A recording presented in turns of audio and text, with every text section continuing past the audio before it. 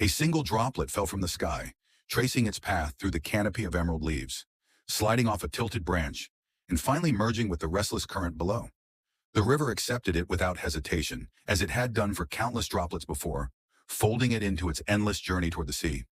Along the riverbank, a young woman named Lila stood barefoot, toes curled in the damp soil, watching the water glide past. Her gaze was fixed not on the water itself, but on the movement, the dance of ripples over unseen stones, the way sunlight fractured into golden fragments atop each wavelet. She had come here every day since she could remember, drawn to the river as if it were calling her by name. "You're back again," an old voice spoke from behind her. Lila turned to see Mira, the village elder, leaning on her cane. Mira's hair was white as foam, her eyes deep as tide pools. "I can hear it sometimes," Lila confessed softly. "The river, it speaks. Not in words exactly, but in something deeper." Mira smiled, a knowing curve at the corner of her mouth. "Ah, child, the river has spoken to many before you. It carries stories older than our bones. Some listen. Fewer understand." Lila turned back to the water. "I want to understand." Mira stepped closer, her cane sinking lightly into the earth. "Then watch, listen, and follow where it leads. But remember, water moves not only forward, it remembers every bend, every storm, every loss." The river's surface shimmered as the sun descended, streaking the sky with lavender and gold.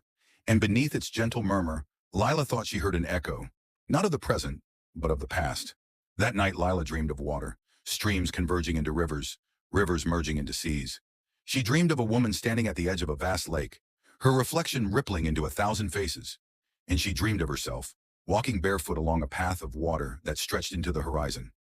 When she awoke, the world felt quieter, as if holding its breath. She gathered her satchel, tucked a small notebook inside, and returned to the river. But today, instead of standing at its edge, she stepped into it. The cold wrapped around her ankles, then her calves, the current urging her forward. With each step, she felt a pull, not of gravity, but of memory. A voice drifted across the water, soft as mist. "Do you seek answers, or the journey itself?" Lila paused. "Both," she whispered. The river replied only with its eternal song. Days turned to weeks. Each morning Lila waded deeper, walked farther, following the river upstream and down.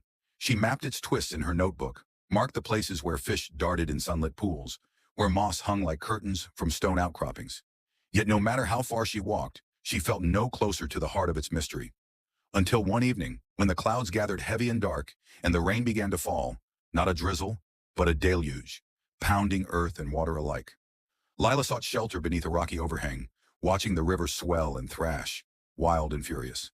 Trees bent beneath the gale, mud slid from the banks, logs tumbled like forgotten relics. And amid the chaos, she saw it, a figure standing in the middle of the torrent, cloaked in flowing silver, arms raised to the storm. Lightning illuminated the figure's face for a heartbeat.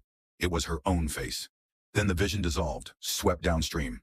When dawn came, the river had calmed. Debris littered the shore, but its waters gleamed clear, as if the storm had scoured not only the land, but the river's memory itself. Mira found her there, sitting cross-legged beside a fallen branch. "What did you see?" Mira asked gently. Lila hesitated, then spoke. "Myself. And yet, not me. As if the river holds every version of who I've been, who I could be, every choice, every moment, flowing together." Mira's eyes glistened. "Then you understand what few do. The river does not merely carry water, it carries time." Lila closed her notebook. "And time carries us." Mira nodded. "But unlike the river, we can choose where to step, even as the current pulls." Lila stood, feeling the wet earth beneath her feet, the breeze drying her damp hair. She looked at the river one last time, then turned toward the path home, knowing that the river would always be there, whispering beneath the surface, waiting for her to listen again.